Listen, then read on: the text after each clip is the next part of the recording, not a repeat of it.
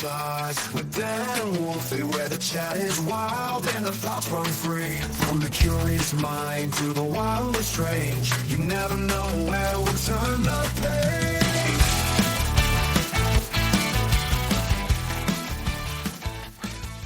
Welcome back to Wolfie's Thoughts with Dan and Stephen. My name's Stephen. I'm Dan.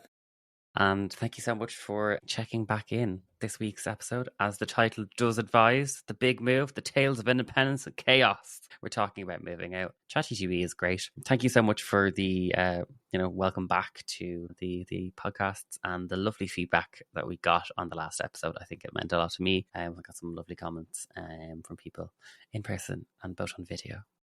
And a few messages. Would you agree, Dan?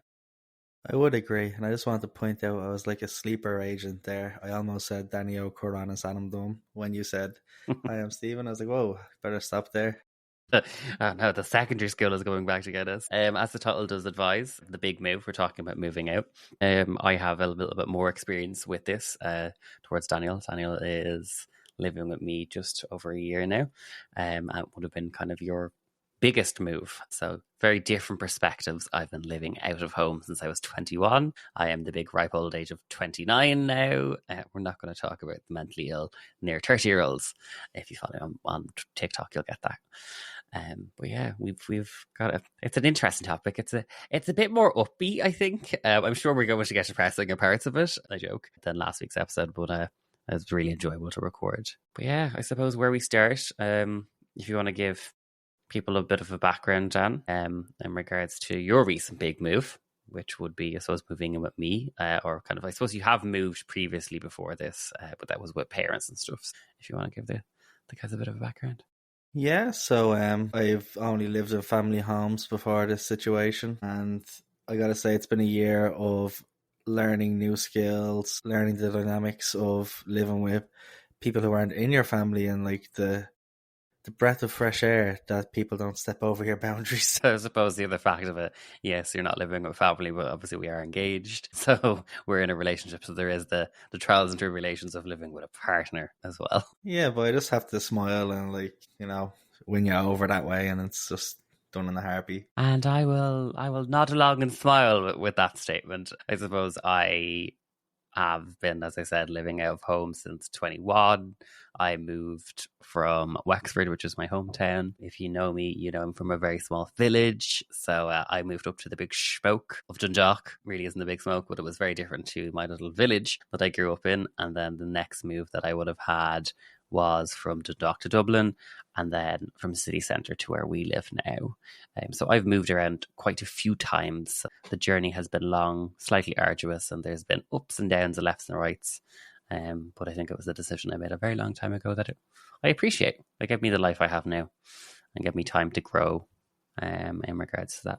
I suppose the main question is, what was the decision to move out? Why? What was the, I suppose, the trigger for it for you, Dan? Well, it was the opportunity I had really when I met you. There was this place that you were renting, and sure, it's not that big of a leap even. It's only 5 minutes up the road from where I was living with my mom. So, it's same estate, same local shops, same people, but just a different roof over my head, and, less lions because we got to get up early in the mornings because you work very early and it's work from home. So we got responsibilities. I got a job. We got a dog. Yeah, I suppose there's the difference. I suppose, what was the main opportunity? Was it independence, personal growth? What was something that really pushed? Because I suppose we dated for quite some time where you would have still lived with your mom. And at what point I had moved in. That was part of my recovery journey. What was the big push for you? I know I moved back to where I rent because of the dog and just having the independence back, because I'd got kind of where I needed to be in my journey and I needed that space. What was it for you? Just the path and the next chapter in my life, that's kind of what it was. I saw it and I said, this is a new experience, a new opportunity to learn and develop and do it as a partnership instead of just me winging it, bouncing from family house to family house, paying cheap rent and all that. But it was just Looking forward to the actual being able to say I'm out on my own type of stuff, and not on my own. Had you and have you? But it was a leap of faith as well, in a sense. It's been a year now, and I've learned a lot, I've healed a lot, and we are going strong. So it was the right decision. No, 100%. I think it is that side of, and like you are here on your own per se. Like obviously we live here together, and like we have a housemate and stuff like that. But it's a big thing for you. It's a leap of faith that you went on that journey yourself. Like you didn't have to move in with me. You could have continued to live with your mum. So I suppose it is a very personal thing. Like it was a decision you made. I was like, look, the opportunity is here. Why don't you move in? It's like still close to home, so you still have the connections there. But I do think you should pride yourself on, like, it was a decision you made by yourself, that you were like, look, I want to do this, I want to see what it's like, and it is your own journey. Yes, we are together, and we live here together, and it's both of our journeys, but I never want to take that away from someone.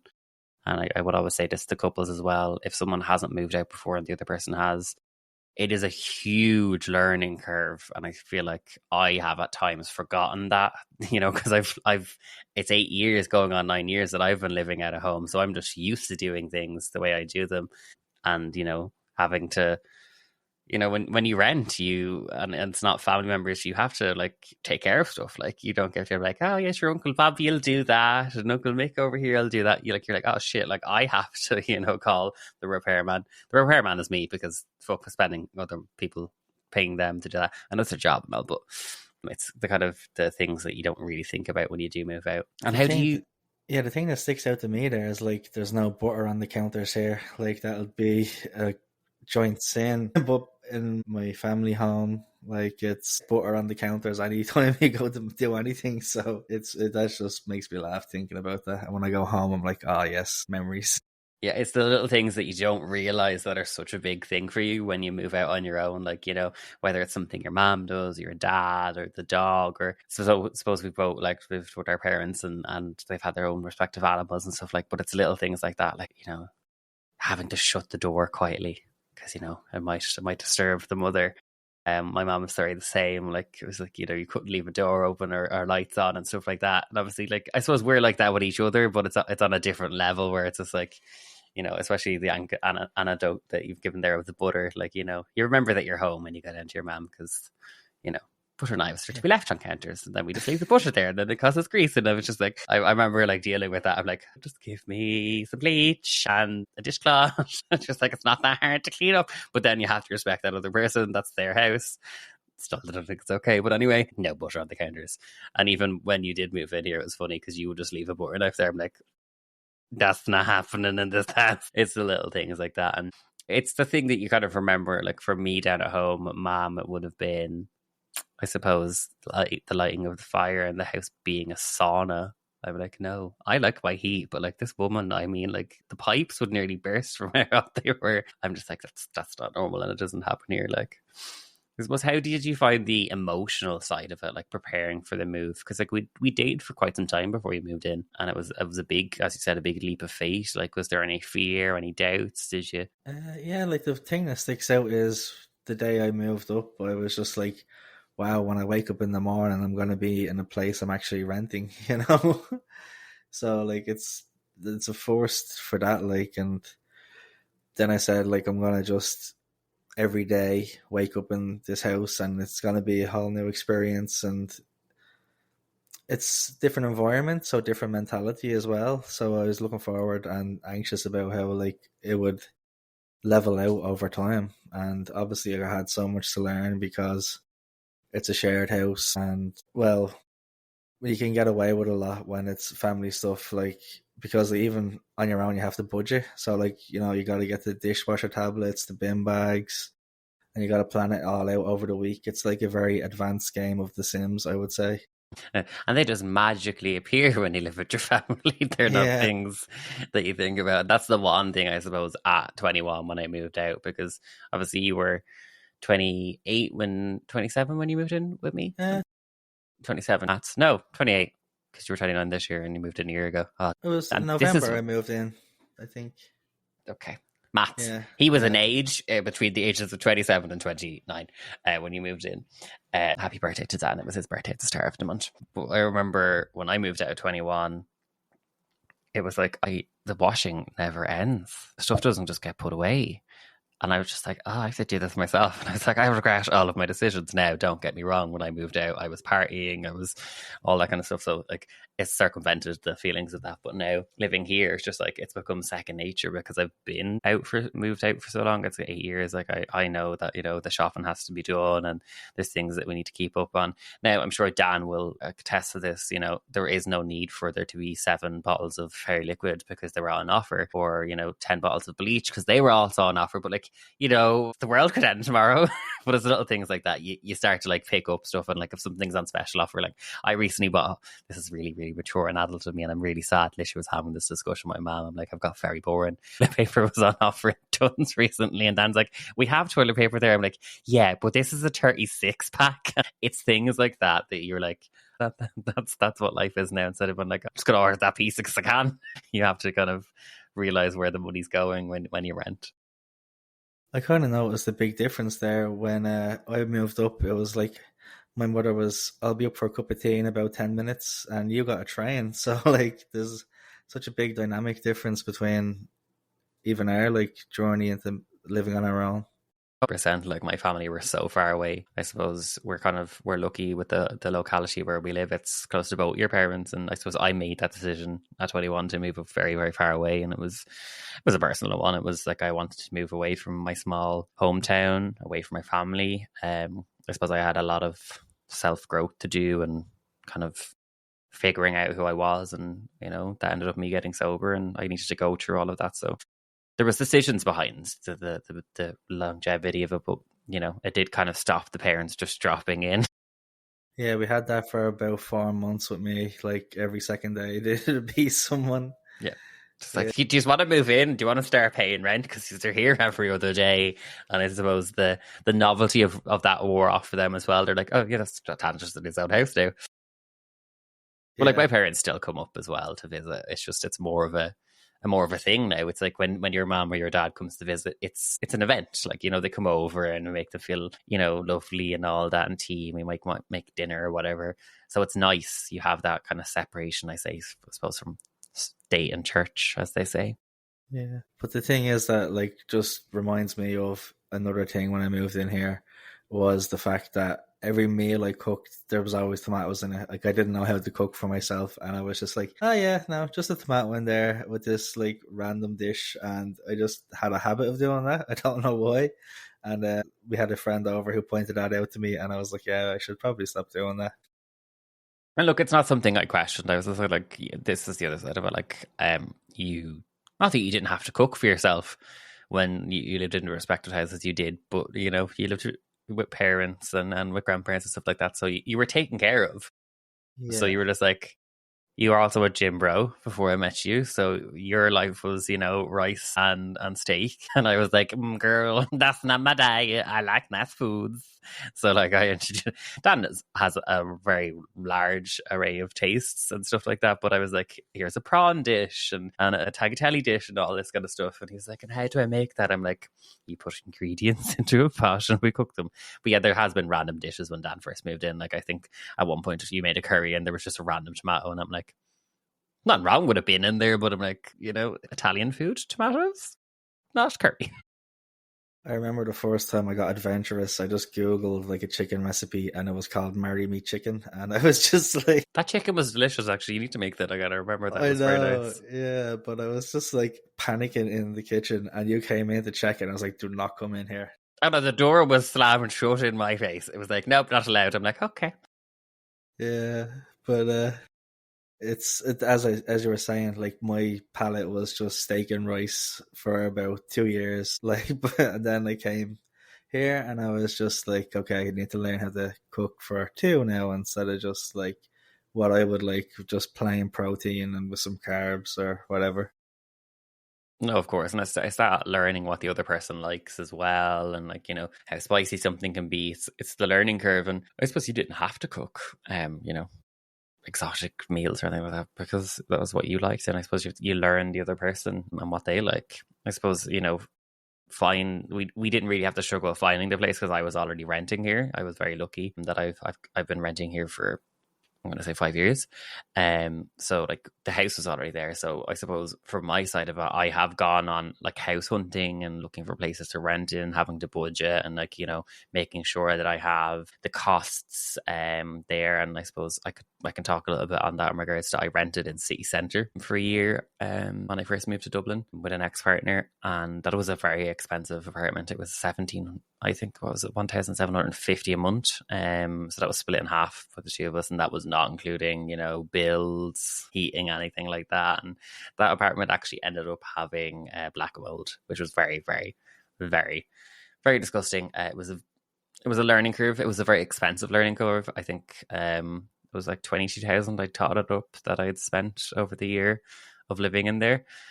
Could have done a lot more with that money, but always look into where you're looking to rent and the costs, and like researching the neighborhood. I lived in quite a nice area. It was, so it's, all parts of Dublin have a dodgy part of them, but when you're looking for a place, always look up. I have no packing hacks because I have moved so many times and I still have not got down how to throw shit out. I feel my parents have passed on that hoarding issue that they have. But like we moved, I suppose we were living in your mom's, and then we moved back up here. So we've kind of got it down somewhat if it's up the road. Yeah, well, we needed like assistance with the bed we bought and all, so we're lucky it wasn't a long distance travel. Yeah, I suppose that's the other side of it. We had I purchased a bed for us, and it was a really big one. It's storage and it's great, but we didn't think about that when we bought it. It was just like, oh yeah, this is just a new bed for the room in your mom's, and I was just like.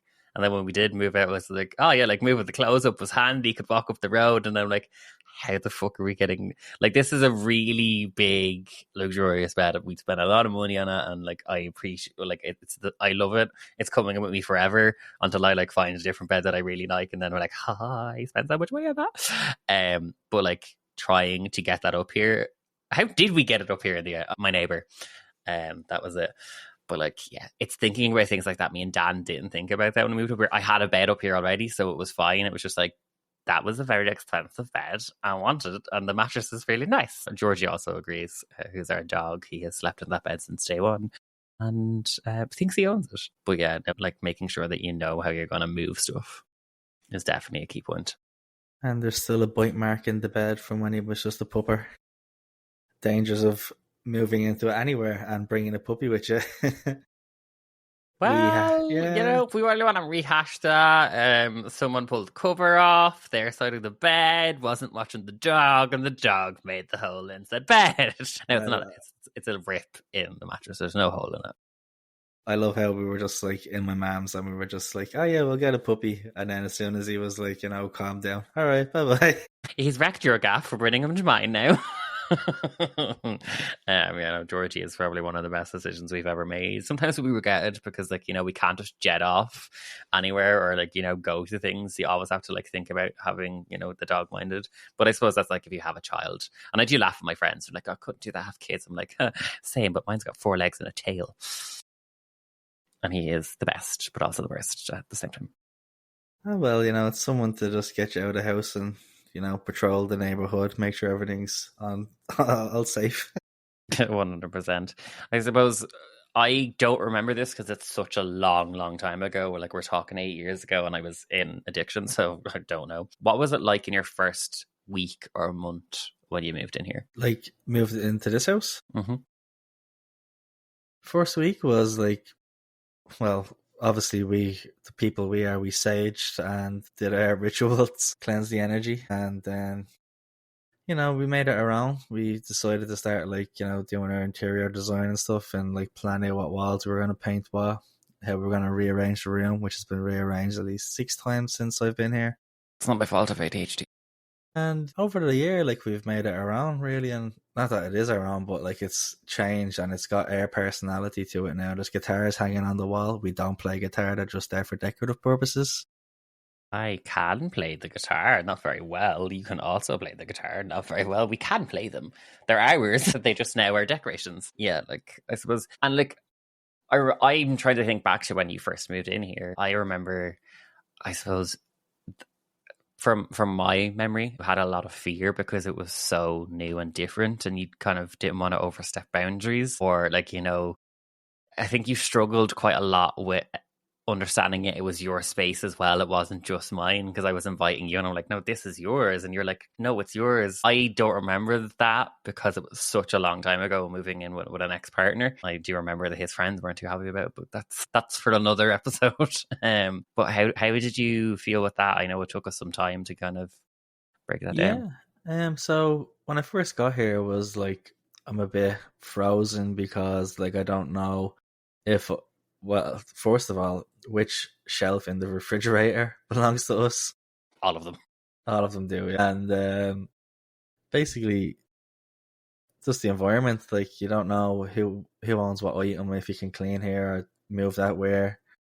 But then once I kind of got eased into it, I was like, hey, you know, like go to shops, get some stuff, cook some meals, like, and get some momentum going. And when I got momentum for like the first 6 months, it was like a show house every opportunity I could make it. And then, you know, you just kind of get comfortable with the house having a bit of personality to it, like looking lived in. And, you know, do they say like, is actually statistically proven that a bit of mess is good for you? I don't know. Yeah, they always say a house that looks lived in is a happy home. There's statistics on that, definitely. I suppose we grew up with parents where, you know, it was always everything had to be clean, everything had to be like a show house, and it's really, really hard to unlearn that. Me and Dan are going on a journey of that with ourselves as a couple, to, like, you know, not be picking at each other with it, but it's learning that, you know, it's your space. I used to remember anytime my parents, because they would come up and it was an occasion when they come up, I'd have to, like, you know, deep clean the house. And then one stage I was like, I live here, fuck this, we have a dog. That everything's going to be perfect. Yeah, there's recycling there that needs to go out. Like, you know, it's unlearning some of the things previously, I suppose. And that's the main thing about moving out. You have your own independence and you don't have to do what your parents did. And it's that unlearning that is kind of enjoyable. I suppose we've done a few, like, kind of, as you've mentioned, renovations on the house and made it ours and made it our space. And, you know, we've gone to IKEA. Dan hasn't, because he refuses to go to IKEA with me. But we have made decisions on things that we like for the house together. And then I've gone and got them and installed them because I'm Bob the Builder. Yeah, going to Lidl is a challenge with yourself as well, to be honest. We're going for, I was going to go on a side note here, we'd go in for frozen pizzas and we're coming out with a sander for the front door to repaint it, you know, so. Look, if there was a sander there and it was an offer, I can't see why we would pass up the option. And I did sand the door, paint it. Now, let's be honest, I, as I previously mentioned, have ADHD. I repainted the whole front of the house, like the windowsills and the doors, and we have a number on our door, which I won't be saying out loud, because I don't want to dox myself. It is yet to be painted because I forgot about it. So delivery were like, what number is that? I'm like, that number. And they're like, where's that? I'm like, oh yeah, I forgot I painted over that in white. Oops. So let's hope by the end of Christmas I'll have sorted that. But it's little things. I don't remember being homesick because of the reasons I moved out. I did have some roommate drama with people I've previously lived with. I've been very lucky in this house to not have that. Obviously, look, my ex lived here, so there was roommate drama with that. How have you kind of dealt with that? Like, you know, maybe feeling lonely, any homesickness? I know you live very close to, like, your home place. Yeah, no, like it's, I don't know if it's the simplicity you miss or like just you're so used to not being held accountable. And if you are, you're kind of just like, yeah, typical family drama, like whatever. But just, there is homesickness, like you, to put it simply, because you're kind of just missing the routine of it, and it's blood, you know, so like it's always going to be like, when can you catch up, and always texting. And because I live with my grandparents and my mother like separate times, like because when I got a job I moved in with my grandparents and it was closer to work. Yeah, and then I don't have homesickness from like either now, I suppose, because this is my home now and we're moving forward with life, I suppose. And you kind of meet up with people on certain occasions, and the fact that it's nearly Christmas now as well, like there's no distance between anyone. I was only in my grandparents' house yesterday there, and I have to say the woman had the place spotless. She was actually cleaning the mugs as I went in, and I was like, well, you just put me to shame, twice there. I suppose, and that's the thing, their generation. Like, if anyone was coming to visit, the place had to be spick and span. And look at your nanny's house, there's never a bit of dust anywhere, and I suppose, and that's. I agree on the levels of that. Like, if you have people coming over, like, yeah, you should definitely tidy up and whatever. But I like a house needs to look lived in. Like, yeah, we could probably just a bit more. We could do like whatever, but like, yeah, the world's not going to end if there's bleeding dust on my TV stand. Like, you know. The only thing that I will say about my grandmother and grandfather's house is the only thing out of place is the fact that there's footprints, like boot prints in the flooring from where my granddad just plunks his feet every time he sits down. That's the only thing that's out of place. Like, everything is just spick and spam, and then there's just like a footprint in the floor. Where your granddad sits, yeah. There's the things like that I suppose make a house a home. Like, there's always like, and there's probably a part in the kitchen where your nanny stands, that there's a groove in the floor. It's things like that remind you what a home is for someone, and I suppose that's what we're trying to do, make this our home. Yeah, and one of the traditions I have in my grandparents' house is I've put the angel on the Christmas tree for the past 28 years, and it's going to be 29 now. Probably this week I'll go down, and they haven't put the tree up just yet, I don't think. And neither have we, because I am Le Grinch. No, we don't have a space for it, and everyone's like, just get a smaller tree. I'm like, no, we just don't have a tree. We have a dog. We can put a picture of a Christmas tree on the TV. Yeah, exactly. So this is the thing. Technology's great. Look, it's Christmas. The TV says so. I suppose the financial end of it, we're very lucky in regards to where I rent and stuff like that, and you know, in regards to my job and our situation. So I suppose just as a tipping point to kind of maybe discuss that, obviously I have lived in very, very expensive places. I've lived in very cheap places. Making sure that, you know, somewhere that you're renting is within your, you know, your costs and your range. Like, you have to remember, like, you still have, you know, food to buy and stuff like that. You know, balancing your independence and then being financially responsible as well. Like, you know, there's things we want to do, and sometimes they're not financially something that we can, because we have responsibilities like the house, the dog. The dog has fucking €100 food. The dog eats better than we do. Buy a staffy, they have issues. Don't.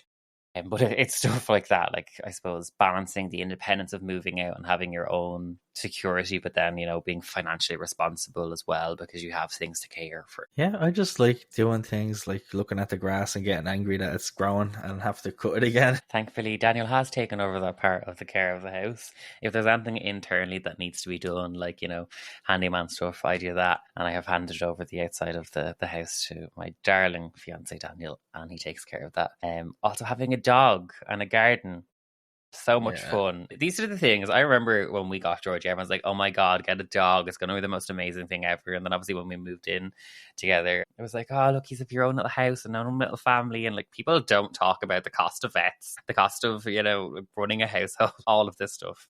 Having to arrange lifts off people. Yeah, well, look, that's hopefully going to change in 2025. I can drive, just not legally. So it's small things like that, remembering that, you know, there's costs involved. You know, financial planners are a thing, speaking to family and friends, budgeting. I always advise people who are looking to move out that, like, it's all great, but just remember at the end of the day, when you move out, you're the one in charge of everything. So, like, if there's no bin bags, you didn't buy the bin bags, you know, there's not someone else that's magically going to fold the clothes away. You have to do it. Because then that can take, I suppose, a big toll on your mental health and stuff. Is there any kind of takeaways that you've learned from moving out, or things that you miss about living at home, or any advice you'd give people? Yeah, some advice is, if you have run out of bin bags, just say to yourself, I'm going to go to the shops and get myself a packet of sweets, and I'll just pick up bin bags as I go. Yes, it's positive placement. So, like, bin bags, don't want to do that. But chocolate's always a good reason to go to the shop, the house. My brain does not work. I look forward to bin bags running out now. Yeah, I had another excuse that I can go to the shop. Dan goes to Lidl. This is the thing. I work from home, and I work quite a lot. So Dan is kind of, you know, the one who runs our home. So we kind of order our shopping in, and then we go to the shop. I went to the shop recently, and I was like, I haven't done this in a very long time, which I'm very, very lucky with our setup in that regard. But it's things like that. You have to remember that, you know, you're in charge of keeping the house running. Like, a light bulb went today, which is really, really funny, because the light bulb in the hot downstairs, we have this is, I suppose, something of contention. We live in a 2-story house, but there's 3 flights of stairs. So my question to you listeners is it a 2-story or is it 3-story? Now, I have a friend who works in property and advises technically this would be a 3-story if you're looking on the American side of it, because the ground floor is the first floor and then the second floor and third floor. But Irish people will say that this is only a 2-story because the first floor is the first floor and the floor under that is the ground, and then it's the second story. What are your comments on this, Daniel? That just confused me, to be honest. I always just thought these were 3-story houses. No, so in the Irish view of this, you don't count the floor you walk into as the first floor. That would just be, so a bungalow doesn't have a first, it's just ground floor, there's no first floor. Yeah, ground floor. First, second. I will sound so silly if we go into this, so I'd like to avoid this discussion. But yeah, sound off in the comments or hit us up on Instagram. It's all linked down below in regards to that. But yeah, no, I suppose the biggest takeaway for me personally, because I moved out such a long time ago, I don't think I would have the life I had now if I didn't. It is a big step to move out and it's scary. But sometimes you need that push. And I think I've really seen that in you over the last year, Dan. Like, obviously, we've been going out nearly 4 years. I've seen the biggest change in you since you moved out because you've your own independence. You know, you're doing things for yourself. You know, you're healing from things as well that you may not have been able to do while living, you know, with a parent or stuff like that. And that's nothing against your parents and it's not against anyone's parents. Sometimes you need distance from where you grew up to, you know, grow as a person, become better if that's necessary, heal if that's necessary. It gives you the opportunity to find out who you are and what you like and what you do, because when you're living under the roof of someone who gave birth to you, you're just like, okay, your rules, yeah, it's your house, yeah, you brought me into the world. When you have your own space, you get to figure out who you are as a person. Yeah, no, like I don't know if this is actually related to the saying "the walls talk," but like when you're in the same 4 walls, you're gonna just think the same 4 things. But when you move to a new environment, like it's like a whole new mindset in a way. Like you kind of just start like having different motivations, different reasons to do things, and like eventually, like that's just gonna branch out into every aspect of your life, and you just want to keep the ball rolling and keep improving. No, 100%. And I suppose a lot of the time would have been like, you know, for me personally, living with my mother is like, do this, do that. Someone telling you to do something, and you're like, well, no, I don't want to because you've told me. But then when you're doing it for yourself, you feel a sense of achievement. Like, oh, I've cleaned my kitchen. Look how nice it looks. It gives you kind of that boost.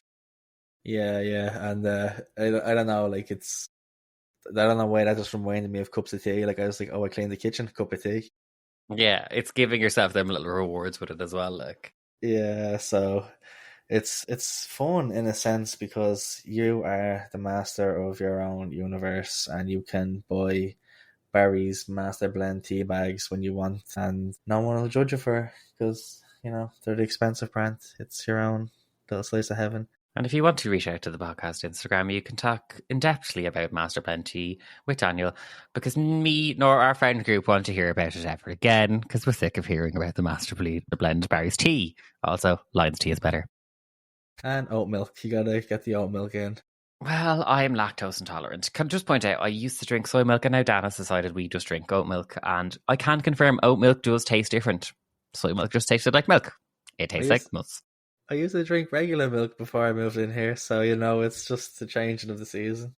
Don't know if I agreed with this change. But look, my takeaway from moving out is it gave me the opportunity to grow as a person. It showed me parts of my life that I needed to change and do better in, but also gave me the opportunity to, like, you know, I suppose understand and, you know, fend for myself. I wouldn't say a sheltered kid. I did a lot of things when I was younger, and I did a lot for my family. But it gave me the opportunity to, you know, grow and do things for myself. And I suppose that's the biggest opportunity you get when you move out. You get to become independent.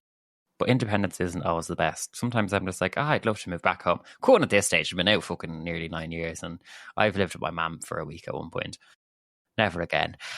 Never again. Loved the woman to bits. Best friend.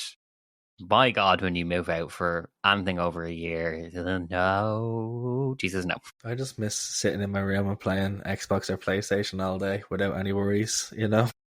You still can do that. You just have responsibilities.